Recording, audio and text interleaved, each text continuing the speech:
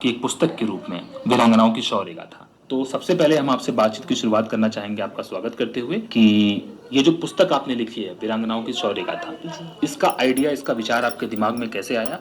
और आज़ादी का अमृत महोत्सव, चूंकि हम 75वीं वर्षगांठ जो है पूरी करने जा रहे हैं आज़ादी की इस 15 अगस्त को, तो इस खास अवसर पे ये चीज़ आपके दिमाग में कैसे आई और शुरुआत कैसी हुई? आज़ादी के अमृत महोत्सव का जब उद्घोष हुआ कि हम लोग अपना 75वां वर्ष मना रहे हैं, तो एक ये बात तो हमेशा थी कि हाँ, वीरांगनाओं ने देश को बहुत कुछ दिया है और उनका उतना नाम नहीं आ पाया है जितना आना चाहिए।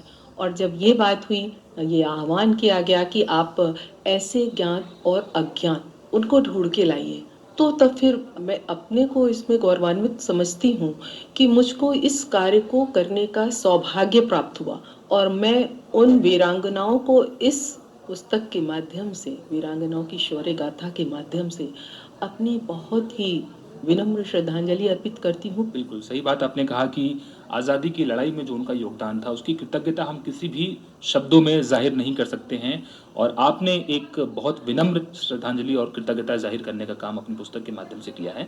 यहाँ पर आपसे हम जानना चाहेंगे कि बहुत शॉर्ट इंटरवल में, बहुत कम अंतराल में जब ये जय घोष हुआ, उदय घोष हुआ इसका कि आज़ादी का अमृत महोत्सव मनाया जाएगा, तो आपने बहुत कम अंतराल पे ये काम कर दिखाया। तो आपको इसमें क्या परेशानियां आई और कैसे आपने सागर और दमोह क्षेत्र को ही खासकर चुना इस कार्य के लिए?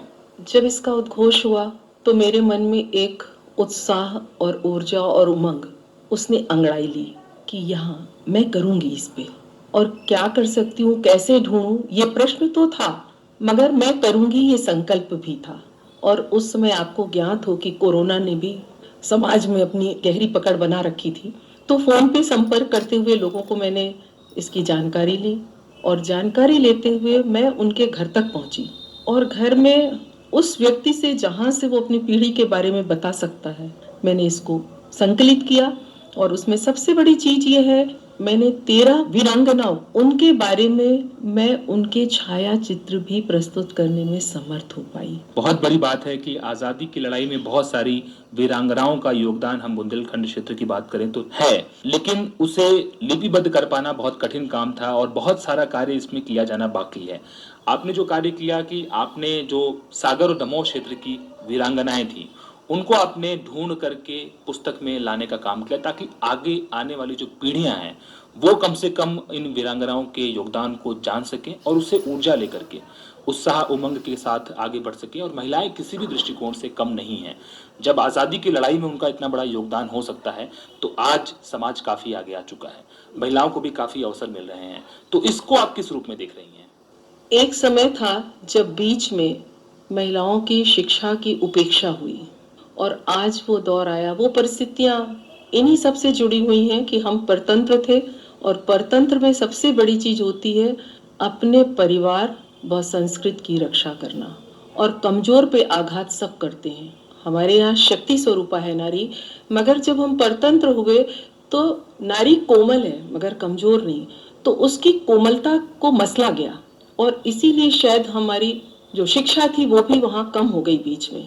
और आज जब शिक्षा का दौर इतना सशक्त आ रहा है, महिलाएं आगे बढ़ रही हैं, तो हमको राष्ट्र में समर्पित होकर के ये वीरांगनाएं हमको और प्रेरक का काम करेंगी और समाज को प्रेरित करेंगी कि जब संसाधनों का अभाव था तब इन्होंने इतना काम किया। उनकी एक एक की आप स्टोरी को देखिए, कहानियां जो है उसको देखिए, उन्होंने क्या कार्य किया। मैं तो जितना संकलित कर पाई, वास्तविकता तो इससे कहीं बड़ी रही होगी उसकी। और कैसे वो जेल गई है छोटी सी बच्ची को लेकर, वीरांगनाएं हमारी, तो ये सब चीजें बहुत प्रेरणा देता। हम कहते हैं कि आज हम अपने परिवार से, हमको समय नहीं है, तो ये बहुत बड़ी प्रेरणा है हमारे समाज की।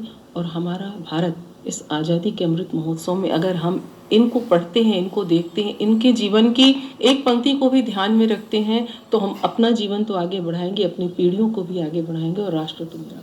जी, बहुत बड़ी बात आपने कही कि जब आज़ादी हमें नहीं मिली थी, गुलामी की जंजीरों में हम जकड़े हुए थे, तब इन महिलाओं ने इतना कुछ कर दिखाया। आज हम खुली आबो हवा में सांस ले रहे हैं, इतना कुछ अवसर हमारे सामने पड़ा हुआ है। तो आज हमें कोई भी परेशानी हमारे पैर में जंजीर डालने वाली नहीं होनी चाहिए।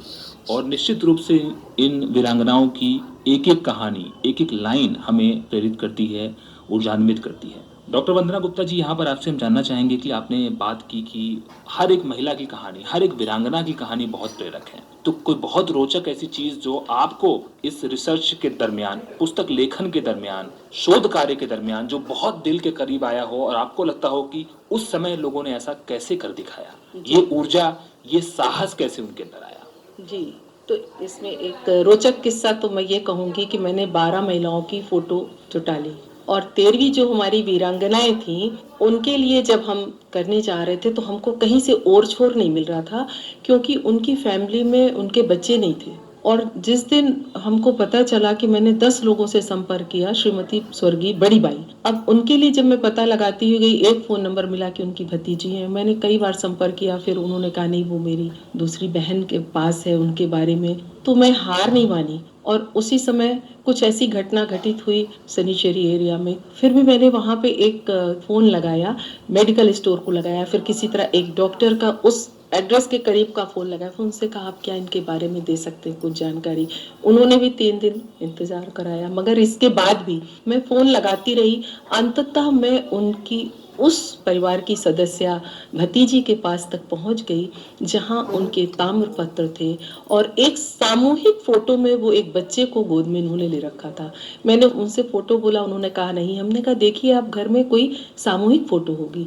तो एक बड़ी छोटी सी फोटो थी, उसको मैंने बड़ा साफ करवा के बड़ा करवाया और उसमें से जो गोद में उन्होंने बच्चे को ले वही फोटो पिकअप करके उसमें से और क्रॉप करके उनको दिया। तो एक तो ये रोचक रहा कि मैं उन तक पहुंच पाई क्योंकि अगर फोटो सामने है तो उनको हम आगे भी ले जा सकते हैं। दूसरा जो हमारी इसमें वीरांगना एक है, जब वो जेल गई वहाँ पे 2 सहेलियां साथ में, तो उन्होंने वहाँ पर छोटी बच्ची थी उनकी, उसको भी साथ लेके जेल जाना पड़ा उनको और वो बच्ची खत्म हो गई फिर बाद में। एक रोचक प्रसंग है श्रीमती इंदिराबाई हतवलने जी का। इनके पति जेल चले गए।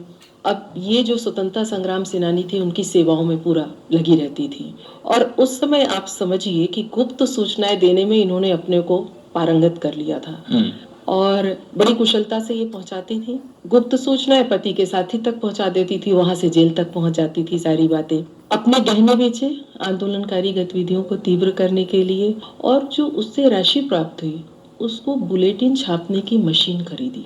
और जब इनका जो घर था वहां पर तो 2 इमारतें थी, तो वहां दोनों के बीच में पटिया लगा करके एक कर लिया और तहखाने में जाकर के बुलेटिन छापने की मशीन रखी और इधर जो अंग्रेज शासन था वो इनकी पूरी खबर लिया हुआ था। तो वहां मधुमक्खी के छत्ते को भी लगा के रखा था, तो जहां ये लोग इधर आने लगे तो वो धुआं करवा के मधुमक्खी उड़वा देती थी, तो उससे क्या है वो उधर आगे बढ़ नहीं पाते थे। तो इस तरीके से कैसे जो है उन्होंने इमारत में चारों ओर खिड़कियों के पास मधुमक्खी के छत्ते और धुआं, माने कि आपके पास हर समस्या का समाधान है, हमें पीछे नहीं हटना है और राष्ट्र को आगे ले चलना है।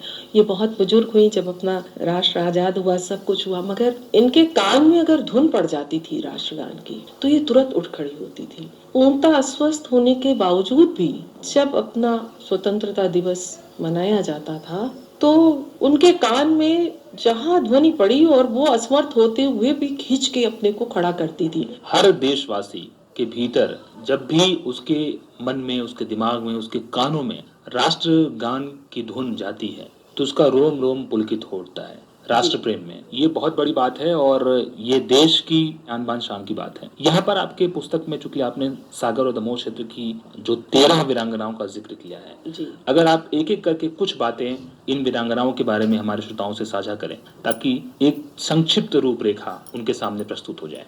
बिल्कुल दीपक जी, श्रीमती यमुना ताई जो सबसे बड़ा नाम आता है जी। और मैं यमुना ताई के बारे में आपको बताऊं तो मुख्य चीज ये कहूंगी कि वो स्त्री शिक्षा की प्रबल समर्थक थी और इसके लिए उन्होंने एक योजना बनाई कि हमको विद्यालय बनाना होगा, तो अर्थ कहाँ से करेंगे। तो ब्राह्मण समाज का भोजन होता था तो उसमें दक्षिणा में 1 रुपए रखे जाते थे, तो जहाँ पे भी एक भोज होता था ये पहले से पहुंच जाती थी। वो कहती थी कि आपको दक्षिणा में जो 1 रुपए की राशि मिली है आप हमको दीजिए, मैं इससे विद्यालय बनाऊंगी। और इन्होंने इस तरीके से मेहनत करके एकत्रित किया धन और महिला विद्यालय खोला जो आज भी चल रहा है और वो महिला विद्यालय आंदोलन की गतिविधियों का केंद्र होता था। और महिलाओं को वहीं से तैयार करती थी। और जितना भी भारत छोड़ो आंदोलन और जितने भी चाहे विदेशी वस्त्रों की होली जलाना हो और कहीं पे भी आपको पिकेटिंग करना हो, आप पूरे दल बल के साथ पहुंच जाती थी। चूंकि महिलाएं अगर दूर दूर रहेंगी, रोज आएंगी, तो ये हमारा आंदोलन संभव नहीं होगा। तो उसी समय उन्होंने छात्रावास भी उनके लिए बनाया। तो ये कितनी बड़ी सोच है कि नारी शिक्षा भी एक और, राष्ट्र प्रेम भी एक और राष्ट्र के प्रति कर्तव्य भी पूरा करना। श्रीमती सावित्रीबाई हार्डिकर इसी क्रम में मैं बताती हूँ। सावित्रीबाई हार्डिकर ने नागपुर में जब झंडा सत्याग्रह आंदोलन हो रहा था, तो उसमें भाग लेने की बात उन्होंने जिला कांग्रेस कमेटी से कहा, उनके अध्यक्ष को कहा। तो उन्होंने कहा महिलाएं नहीं जाएंगी। तो उन्होंने एक पत्र लिखा जो कि उस समय समाचार पत्र में प्रकाशित हुआ था। मैं उसकी लाइन पढ़ के बोलती हूँ। सागर की वीर स्त्री की दूसरी चिट्ठी, मंत्री जी जिला कांग्रेस कमेटी सागर। अब वो संबोधित करती है, मंत्री जी जिला कांग्रेस कमेटी सागर, महाशय मेरे पत्र का उत्तर मिला, पढ़कर बहुत दुख हुआ। स्त्रियां जाएं या नहीं, मैं अकेले ही कल पहली टोली में नागपुर जाने के लिए तैयार हो गई हूँ। यमुनाताई और मेरा साथ कैसा? अगर वह ना गई तो क्या उनकी सरीखी मैं भी ना जाऊं? हाथ जोड़कर कहती हूँ कि आप मुझे कल वाली टोली में भेज दीजिए। अगर आपने ना भेजा तो आप ही सत्याग्रह करके कल मैं नागपुर को चली जाऊंगी। आखिरी अर्ज है, उत्तर शीघ्र दीजिए। आप देखिए क्या जोश था, क्या निडरता थी जहाँ संसाधन नहीं थे। तो इन लोगों ने अलख जगाई समाज के अंदर। बिल्कुल।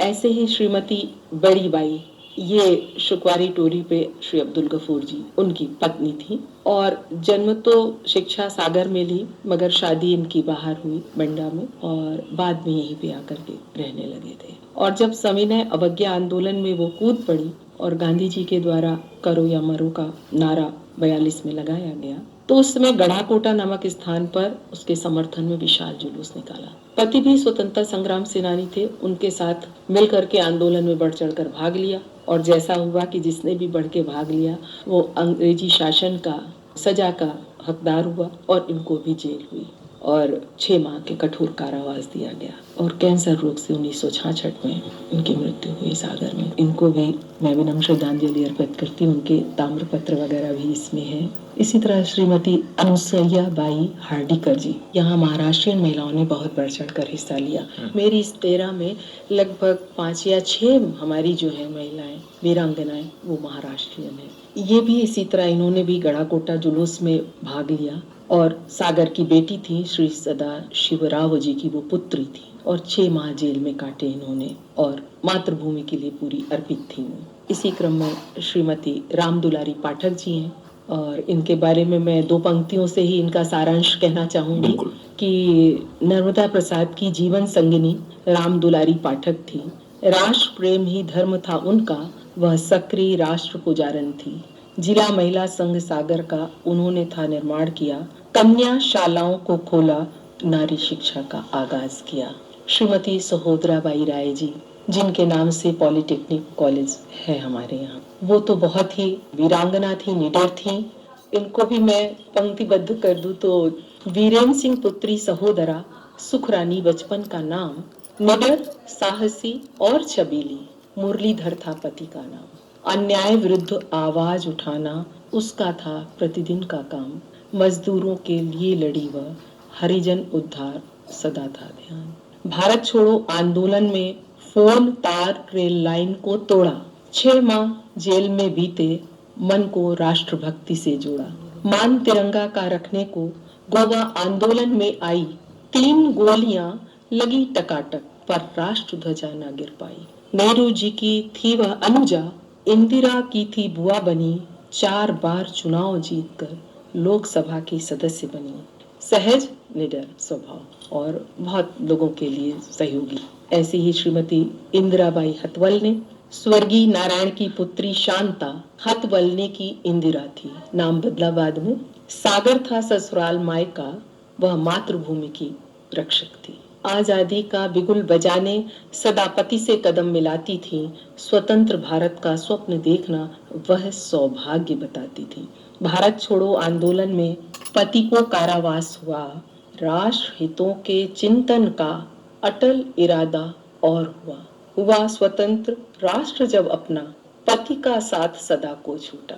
राष्ट्रगान पर सदा ही उठना, प्रण प्राण संग कभी न छूटा। तो ये उनकी विशेषता थी। और श्रीमती कलावती दीक्षित जी इसी क्रम में आती हैं। जी। और पुजारी परिवार में जन्मी कलावती शिवदत्त त्रिवेदी की बेटी थी। सागर के डॉक्टर चंद्रशेखर की वह प्यारी जीवन संगनी थी। शिक्षा में रुचि होने के कारण आयुर्वेद रत्न उपाधि पाई। पति के स्नेहिल सहयोग भाव से महिला आंदोलन अलख जगाई। बुलेटिन, प्रकाशन, प्रिंट, ये सारा दायित्व जितनी सक्रियता का था ये इनको सौंपा जाता था। और पूरा जितना भी मुद्रण प्रकाशन का, इसकी अर्थव्यवस्था का भी वो इंतजाम करती थी। और 42 के बाद आप आंदोलनों में कांग्रेस की सक्रिय कार्यकर्ता के रूप में भी रही। इसी श्रृंखला में श्रीमती शकुंतला हार्डिकर जी, राष्ट्रभक्ति में पगी शकुंतला, चंद्रशेखर की पत्नी थी। भारत छोड़ो आंदोलन में वह अंग्रेजों पर भड़की थी। कमलाबाई सखी थी प्यारी, 6 माह 7 जेल में काटे। मातृभूमि की चिंता सुख दुख मिलकर दोनों ने थे बांटे। कमलाबाई बड़ोनिया जी उनके साथ ही ये जेल गई थी। और गढ़ा कोटा की श्रीमती पार्वती बाई बाल वधु बनी थी। तो इनके बारे में भी मैं पंक्तियों में ही मैं बोलती हूँ। आप राम गोपाल की बेटी पार्वती ग्राम हतना बाल वधु बन आई। 9 वर्ष में विधवा बनकर मायके गढ़ा कोटा में आई। शिष्या महंत राम किशोरी की बन संन्यास आश्रम ग्रहण किया। भगवत चर्चा राष्ट्र भक्ति में अपने मन को रमा लिया। गांधी जी के आह्वान पर राष्ट्र प्रेम ने ली अंगड़ाई। भारत छोड़ो आंदोलन में थाने पर राष्ट्र ध्वजा फहराई। गई सलाखों के पीछे भी पर पीछे कदम हटा ना पाई। गोवा आंदोलन में भी जाकर सागर की पहचान बनाई।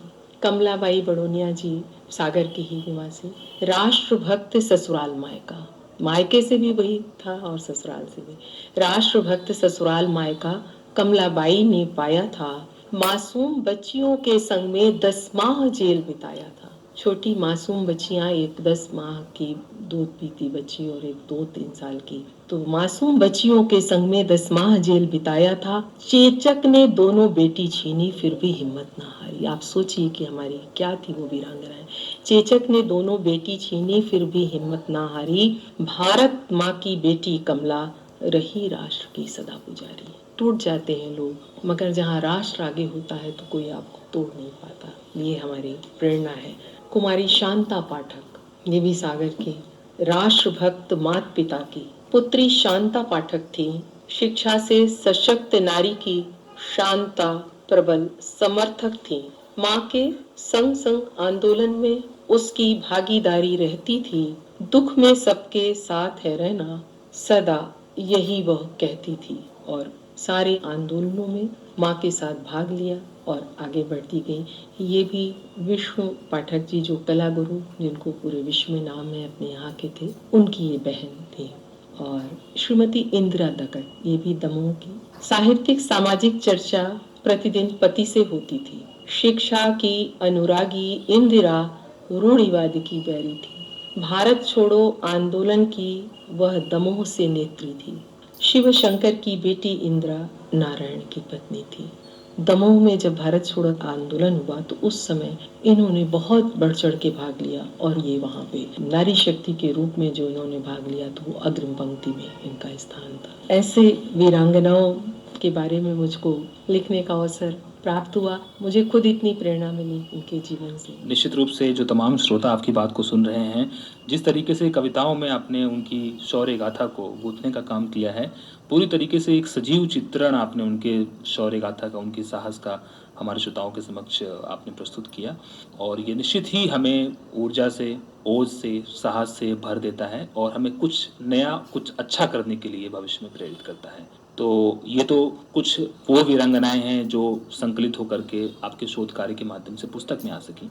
ऐसे कितने ही गुमनाम चेहरे हैं जिनकी शौर्य गाथा भी हमारे सामने आना बाकी है। तो आप इसके बारे में क्या कहना चाहेंगी कि आप तो गहरे समुद्र में गई, गोता लगा करके चंद मोती लेकर के आई, लेकिन अभी कितना सारा काम किया जाना बाकी है, क्योंकि ये बहुत अनसंग हीरो हमारे आसपास पड़े हुए हैं, बहुत ऐसी वीरांगनाएं पड़ी हुई हैं जिनकी और भी गाथाएं होंगी, जिनका बिल्कुल। सामने आना बहुत जरूरी है। बिल्कुल। और ये किसी एक व्यक्ति का या वंदना गुप्ता का कार्य नहीं है, ये हम सब समाज के प्रत्येक व्यक्ति का दायित्व बनता है, क्योंकि उन सब के बलिदान के कारण ही आज हम यहाँ बैठे हुए, आज हम आजादी का अमृत महोत्सव मना पा रहे हैं। तो हम सब का दायित्व बनता है कि हम जो अपने आसपास किसी के बारे में सुनते हैं तो उनको हम सहेजने का, समेटने का काम करें। ये सिर्फ उनके लिए ही नहीं, ये हम सब के लिए धरोहर है, पूंजी है हमारी, और हमको वो पूंजी जो हमारे लिए ऊर्जा का काम करती है उसको हमेशा समाज को सहेज कर रखना चाहिए। और जो मुझको प्रेरणा मिली, जो मैंने इस पुस्तक में शुरू में दी है 2 पंक्तियां, मातृभूमि की वंदना करी है मैंने कि हल चला स्ववक्ष पे हमें अन्न जल से है पालती। मातृभूमि क्या करती है? हल चला स्वपक्ष पे हमें अन्न जल से पालती, जग में पहचान देकर जिंदगी संवारती, वंदना की वंदना में शक्ति दो माँ भारती, निष्दिन करूं आराधना प्रतिपल उतारूं आरती, और कर्ज मातृभूमि का मैं फर्ज से निभा सकूं, कर्ज मातृभूमि का मैं फर्ज से चुका सकूं, वीरों के शौर्य का कुछ अंश मैं भी पा सकूं, मन में सदा ये ध्यान हो तेरा प्रेम मैं भी पा सकूं, वंदना की वंदना मैं गीत तेरे गा सकूं, मैं गीत तेरे गा सकूं। बहुत बेहतर तरीके से आपने अपनी भावनाओं को इन कविताओं के माध्यम से व्यक्त किया है, और बहुत बहुत शुक्रिया अदा करना चाहते हैं आपकी इन बातों के साथ कि ये जो वीरांगनाएं हैं ये हमारे देश की धरोहर हैं, इन्हें सहेजना, इनके बारे में जानना बहुत ज़रूरी है ताकि ये गाथाएं आने वाली पीढ़ियों तक जा सकें और हमें ऐसे ही लगातार प्रेरित करते रहें आज और राष्ट्र निर्माण के लिए कुछ बेहतर युवा करने के पीढ़ी लिए। को इस पे बहुत कार्य करने की बिल्कुल। जरूरत है। तो युवा पीढ़ी को मैं 2 पंक्ति के माध्यम से एक संदेश जरूर देना चाहूंगी। मातृभूमि कहती है मुझसे, देखो मैं अब भी घायल हूँ, लेकिन आजादी के दीवानों की आज तलक भी मैं कायल हूँ। दुर्गम पीड़ा कष्ट यातना बेटी बेटों ने पाया था, लेकिन उनके अटल इरादे कोई तोड़ न पाया था। जब मेरी जंजीरें टूटी, जब मेरी जंजीरें टूटी, कितनी सांसें टूट चुकी थी। अंग्रेजी शासन बर्बरता कितने जीवन लूट चुकी थी। उसी शौर्य को ढूंढ रही मैं आज की अपनी संतानों में, रीत रहा है राष्ट्र प्रेम क्यों नौजवान मस्तानों में। दगा राष्ट्र को कभी न देना, दगा राष्ट्र को कभी न देना, देखो यह वतन तुम्हारा है, इस पर आँच कभी ना आए, इस पर आँच कभी ना आए, यह भारत देश तुम्हारा है, यह भारत देश तुम्हारा है। जी, बहुत अच्छी बात आपने कही कि और जब तक ये हमारी सोच है, हमारा देश लगातार तरक्की की बुलंदियों पे पहुंचता रहेगा। बहुत बहुत शुक्रिया अदा करना चाहते हैं कि आज़ादी का अमृत महोत्सव और हर घर तिरंगा अभियान हम मना रहे हैं, और इस अवसर पर सागर और सागर के बगल में दमोह जिले की वीरांगनाओं की शौर्य गाथा हमारे रेडियो के माध्यम से जन जन तक पहुंच रही है। बहुत बहुत शुक्रिया अदा करना चाहते हैं डॉक्टर वंदना गुप्ता जी कि आपने वक्त निकाला, हमारे स्टूडियो में आई और आपने सागर की वीरांगनाओं के ऊपर, दमोह जिले की वीरांगनाओं के ऊपर बहुत ही प्रेरक बातें हमारे श्रोताओं से साझा की। बहुत बहुत शुक्रिया आपका। जी, बहुत बहुत धन्यवाद आदरणीय दीपक जी, और आकाशवाणी सागर को मेरा सभी श्रोताओं को नमस्कार।